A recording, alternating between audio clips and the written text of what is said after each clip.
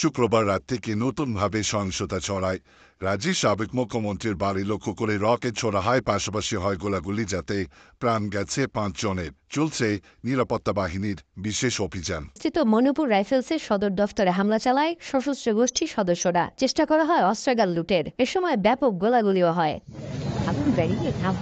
এর আগে রকেট হামলা চালানো হয় বিষ্ণুপুর জেলায় অবস্থিত রাজ্যের সাবেক মুখ্যমন্ত্রীর বাড়ি সহ বিভিন্ন স্থানে। এ সময় রকেট হামলা চালায় বিদ্রোহীরা। কয়েকদিন ধরে দফায় দফায় ড্রোন হামলা চালিয়ে আসছিল সশস্ত্র গোষ্ঠীগুলো।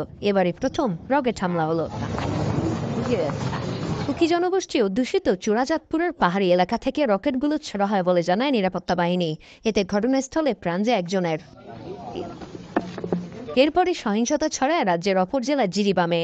বিদ্রোহীদের সাথে নিরাপত্তা বাহিনীর গোলাগুলিতে নিহত হয় সশস্ত্র গোষ্ঠীর অন্তত ৪ সদস্য। প্রশাসন বলছে সহিংসতার জন্য দায়ী কুকি এবং মেইতি সম্প্রদায়ের সশস্ত্র গোষ্ঠীগুলো। সহিংসতার ঘটনায় রাজ্য জুড়ে জারি করা হয়েছে সতর্কতা। বিদ্রোহীদের আটক এবং অস্ত্র উদ্ধারে অভিযান শুরু করে নিরাপত্তা বাহিনী। গেল বছরের মে মাসে মণিপুরের সংখ্যাগরিষ্ঠ মেইতে সম্প্রদায় এবং কুকিজো উপজাতিদের মধ্যে সহিংসতা শুরু হয়। ওই সহিংসতায় ২০০ শতাধিক মানুষের প্রাণহানি এবং প্রায় ৫০,০০০ মানুষ বাস্তুচ্যুত হয়েছেন।